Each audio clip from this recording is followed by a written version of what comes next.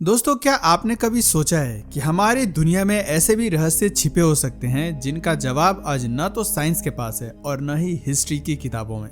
हमारे पूर्वजों ने ऐसी कई आर्टिस्ट्री स्टोरीज और आर्टिफैक्ट्स पीछे छोड़ रखी हैं जो जितनी मिस्टीरियस हैं उतनी ही शॉकिंग भी। कहीं 3600 साल पुरानी डिस्क हमें यूनिवर्स के सीक्रेट्स बता रही है, तो कहीं किसी ट्राइब के पास ऐसे एस्ट्रोनॉमिकल नॉलेज हैं जो हमारी मॉडर्न टेक्नोलॉजी को भी चैलेंज करते हैं।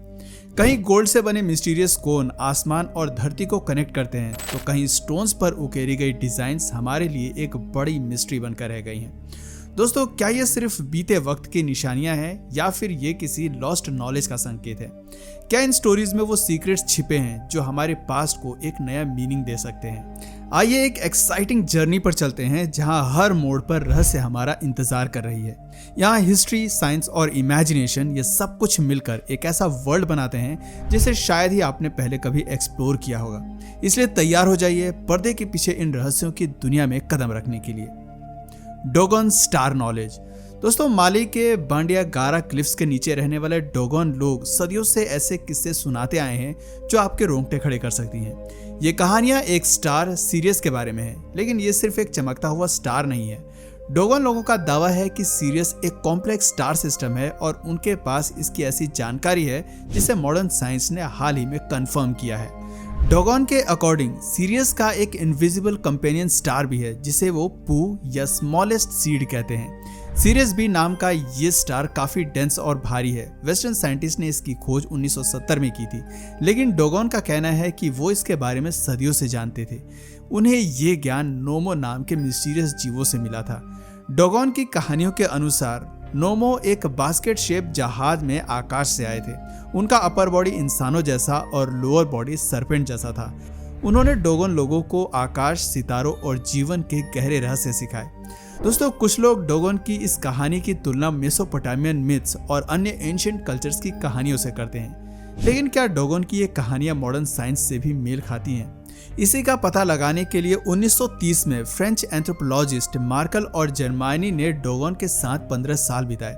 उन्होंने पाया कि डोगोन सीरियस बी और उसके 50 साल के इलिप्टिकल ऑर्बिट के बारे में पहले से जानते थे, जबकि मॉडर्न साइंस ने इसका पता बाद में लगाया।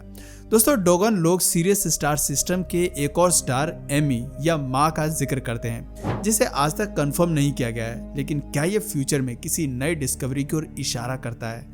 दोस्तों, डोगोन लोगों का ज्ञान इतना सटीक है कि कई लोग इसे एलियन कांटेक्ट का सबूत मानते हैं, लेकिन कुछ स्केप्टिक्स जैसे कि कार्ल सैगन का कहना है कि शायद डोगोन ने ये नॉलेज वेस्टर्न सोर्सेस से ली है। लेकिन डोगोन की पुरानी कॉस्मोलॉजी नॉलेज, जिसमें सैटर्न के रिंग्स, जुपिटर के मून्स और मिल्की वे के स्पाइरल स्ट्रक्चर की बातें हैं, वो वेस्टर्न इन्फ्लुएंस की थ्योरी को कमजोर करती हैं। दोस्तों, ऐसे में डोगोन की ये कहानियां क्या सिर्फ एक ट्राइबल मिथ है या ये कुछ ऐसा रिवील करती हैं जो हमारी मॉडर्न साइंस से भी परे है? आप क्या सोचते हैं इसके बारे में? अपनी राय हमें नीचे कमेंट सेक्शन में जरूर बताइए। नेब्रा स्काई डिस्क। दोस्तों, 3600 साल पुरानी नेब्रा स्काई डिस्क को इंसान का सबसे पहला कॉस्मोस मैप कहा जाता है। 12 इंच की इस ब्रॉन्ज डिस्क पर गोल्ड से बने इन चमकते सर्कल्स और आर्क्स को पहली नजर में देखकर ऐसा लगता है जैसे इसे किसी साईफाई मूवी से निकाला गया हो, लेकिन इसकी कहानी इससे काफी अलग है। नेब्रा स्काई डिस्क को 1999 में जर्मनी के मिटेलबर्ग हिल पर इल्लीगल ट्रेजर हंटर्स ने खोज निकाला था। तब किसी ने भी नहीं सोचा था कि यह डिस्क आर्कियोलॉजी की सबसे बड़ी मिस्टीरियस में से एक बनने वाली है। जब यह डिस्क ब्रॉन्ज स्वॉर्ड्स, एक्सेस और स्पाइरल आर्म बैंड्स के साथ मिट्टी में से निकला तो बिना कुछ सोचे समझे इसे ब्लैक मार्केट में बेच दिया गया। लेकिन 2002 में पुलिस ने एक स्टिंग ऑपरेशन चलाकर इस अद्भुत चीज को रिकवर किया और तब शुरू हुई इन्वेस्टिगेशन की एक नई कहानी। सॉइल एनालिसिस और रेडियो कार्बन डेटिंग से पता चला कि ये डिस्क लगभग 1600 BC का है। इसका मतलब ये है कि ब्रॉन्ज एज के यूनिटाइज कल्चर के दौरान का हो सकता है। डिस्क का डिजाइन इस बात का संकेत देता है कि उस समय के लोग एस्ट्रोनॉमी में एडवांस नॉलेज रखते थे। इसके गोल्डन आर्क्स सोलेस्टिक्स को अलाइन करते हैं और 7 डॉट्स का क्लस्टर शायद स्टार क्लस्टर को दिखाता है। दोस्तों, स्कॉलर्स का मानना है कि ये सोलर और लूनर कैलेंडर्स को सिंक्रोनाइज करने का टूल हो सकता है, लेकिन 2020 में कुछ रिसर्चर्स ने इस डिस्क को लेकर एक कंट्रोवर्शियल क्लेम किया है। उनका कहना है कि ये डिस्क ब्रॉन्ज एज का नहीं बल्कि आयरन एज का है। इसके डिजाइन और मोटिव्स करीब करीब 1000 साल के बाद के समय के लगते हैं और ये भी पॉसिबल है कि इस डिस्क के साथ मिले आर्टिफैक्ट्स को ब्लैक मार्केट में बेचना आसान बनाने के लिए आर्टिफिशियली असेंबल किया गया हो। कुछ स्कॉलर्स ये भी कहते हैं कि डिस्क पर जो मोटिव्स बने हैं वो साइंटिफिक नॉलेज नहीं बल्कि कल्चरल सिंबलिज्म हो सकते हैं, यानी ये प्लेयाडिस क्लस्टर सिर्फ मैथोलॉजी का हिस्सा हो सकता है, न कि एस्ट्रोनॉमिकल ऑब्जर्वेशन का। दोस्तों, नेब्रा स्काई डिस्क पर आज भी रिसर्च जारी है। अगर ये सच में ब्रोंज एज का है तो ये साबित करता है कि हमारे एंसेस्टर्स एस्ट्रोनॉमी में बेहद आगे थे, लेकिन अगर ये आयरन एज का है तो ये एक कल्चरल मास्टरपीस हो सकता है। The golden heads. दोस्तों, जर्मनी और फ्रांस की मिट्टी से निकले ये 4 रहस्यमय गोल्डन हेड्स जो 30 से 88 सेंटीमीटर तक लंबे हैं, आज भी आर्कियोलॉजिस्ट और हिस्टोरियंस के लिए एक पजल बने हुए हैं। ये हेड्स सिर्फ सोने से बने आर्टिफैक्ट्स नहीं बल्कि एक ऐसा लिंक है जो आसमान और धरती के बीच का कनेक्शन दिखाते हैं। लेकिन सवाल यह है कि ये हेड्स कौन पहनता था और आखिर इन्हें इतनी गहराई में क्यों छुपा दिया गया। दोस्तों, ये हेड्स इंट्राइकेट पैटर्न्स जैसे सर्कल्स, स्टार्स और सिंबल से भरे हुए हैं जिन्हें डिकोड करना मॉडर्न साइंस के लिए भी आसान नहीं है। रिसर्चर्स का मानना है कि ये सिंबल्स एक लूनर कैलेंडर को दिखाते हैं जो सूरज और चांद की मूवमेंट्स को काफी एक्यूरेसी से ट्रैक कर सकता है। दोस्तों, सबसे पहला गोल्डन हेड 1835 में जर्मनी के शिफर में एक किसान ने खोज निकाला था। उसने हैमर्ड गोल्ड का बना एक कॉनिकल हैट एक गड्ढे के अंदर पाया था। इस हैट को ब्रॉन्ज हेड्स के साथ केयरफुली अपराइट दफनाया गया था, जिससे यह अनुमान लगाया जाता है कि ये किसी एंशिएंट रिचुअल का हिस्सा हो सकता है। हालांकि इसके बाद और भी हेड्स मिले, जिसमें फ्रांस का एवर्टन गोल्ड कोन, जर्मनी का टावरिंग ज़ेल्फडॉर्फ बच कोन और सबसे फेमस बर्लिन गोल्ड हेड जो एंटीक्विटी ट्रेड के दौरान सामने आया था। इन सभी हेड्स को इतनी केयरफुली दफनाया गया था कि ऐसा लगता है जैसे इनके रहस्य को जानबूझकर मिट्टी में छुपा दिया गया हो। कुछ हेड्स के अंदर एशेस मिले जो ये संकेत देते हैं कि शायद इन्हें किसी रिलीजियस पर्पस के लिए यूज किया जाता था। दोस्तों, सच चाहे जो भी हो, लेकिन ये हेड्स एंशिएंट टेक्नोलॉजी का एक ऐसा एग्जाम्पल है जो प्रैक्टिकल भी थे और सिंबॉलिक भी। हालांकि आज भी इनका असली मकसद मिट्टी के नीचे छुपा हुआ है। द पैराकस कैंडेलाब्रा। दोस्तों, पेरू के पैराकस पेनिनसुला पर एक ऐसा एंशिएंट सिंबल बना हुआ है जो आज भी साइंटिस्ट और आर्कियोलॉजिस्ट को हैरान कर रहा है। समंदर से 12 मील दूर से भी दिखाई देने वाला ये 600 फीट लंबा पैराकस कैंडेलाब्रा एक कैंडल स्टिक या ट्राइडेंट की तरह दिखता है। लेकिन क्या ये सच में सिर्फ एक आर्ट पीस है या इसके पीछे कोई गहरा रहस्य छुपा हुआ है? आइए जानने की कोशिश करते हैं।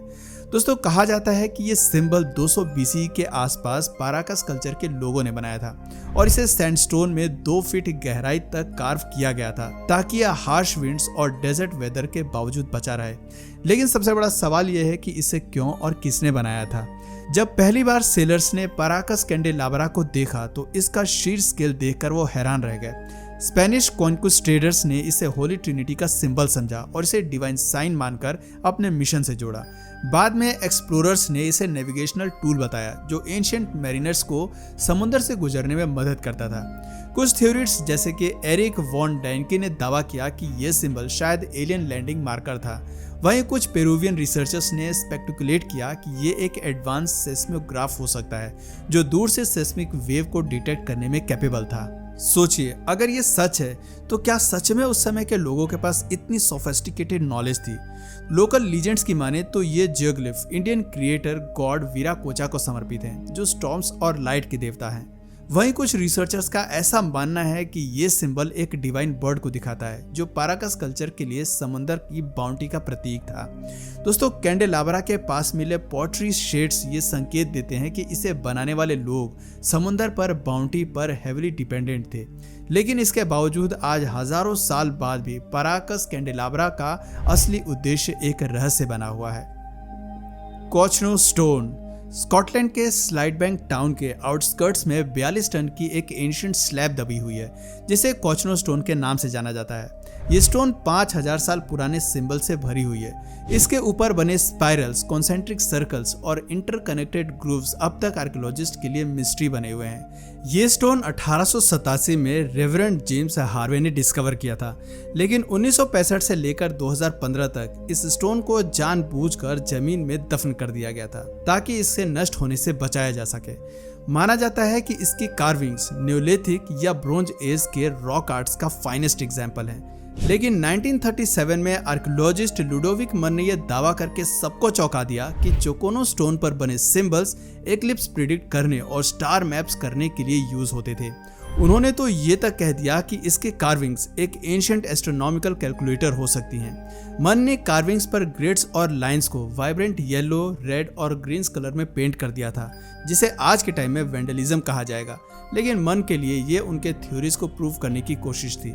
हालांकि उनकी थ्योरीज कभी प्रूव नहीं हुई, लेकिन उन्होंने चोकोनो स्टोन पर एक ऐसा आर्टिफैक्ट बना दिया जिसे लोग फॉरगॉटन नॉलेज का सोर्स मानने लगे। 50 साल तक मिट्टी में दबी चोकोनो स्टोन को यूनिवर्सिटी ऑफ ग्लासगोव के डॉक्टर केनी ब्रोफी के लीडरशिप में आर्कियोलॉजिस्ट ने एक्सकवेट किया था। 3D स्कैन्स और ड्रोन फोटोग्रामेट्री की मदद से इसके कार्विंग स्टनिंग डिटेल में सामने आए। 90 से ज़्यादा कप और रिंग्स मार्क डिस्कवर हुए और इसके साथ ही कुछ यूनिक फीचर्स जैसे कि 4 टोड फुटप्रिंट्स और इंट्रिकेट ज्योमेट्रिक पैटर्न्स भी। कुछ एक्सपर्ट्स का मानना है कि यह मार्किंग सोफिस्टिकेटेड एस्ट्रोनॉमिकल नॉलेज को रिप्रेजेंट करती हैं। दोस्तों, सबसे हैरान करने वाली बात इन कार्विंग्स की प्रिसाइजन है, जो इतनी परफेक्ट है कि ऐसा लगता है इसे किसी एडवांस टूल से बनाया गया है, जो कि उस समय के लिए नेक्स्ट टू इम्पॉसिबल लगता है। मॉडर्न टेक्नोलॉजी की वजह से अब चोकोनो स्टोन को हाई रेजोल्यूशन स्कैन्स के जरिए डिटेल में स्टडी किया जा सकता है। लेकिन ये कार्विंग्स आज भी एक बड़ा सवाल खड़ा करती हैं। क्या ये सिंबल्स फॉरगॉटन ह्यूमन हिस्ट्री के क्लूज हैं या प्री हिस्टोरिक वर्ल्ड व्यू का ग्लिप्स? क्या चोकोनो स्टोन एक ऐसी प्राचीन नॉलेज को होल्ड करती है जिसे आज तक डिकोड नहीं किया जा सका? दोस्तों, आपका क्या मानना है? अपनी राय हमें नीचे कमेंट सेक्शन में जरूर बताइए। और अगर इस वीडियो से आपको कुछ नया जानने या सीखने को मिला या फिर इंटरेस्टिंग लगा तो प्लीज इस वीडियो को एक लाइक करके अपने फ्रेंड्स और फैमिली में से जरूर शेयर करें। और यदि आप इस चैनल पर नए हैं तो प्लीज इस चैनल को सब्सक्राइब करके बेल नोटिफिकेशन आइकन को ऑन कर लीजिए, ताकि हमारे आने वाले वीडियोस आप मिस न करें। मिलते हैं फिर किसी वीडियो में नए टॉपिक के साथ, तब तक के लिए नमस्कार।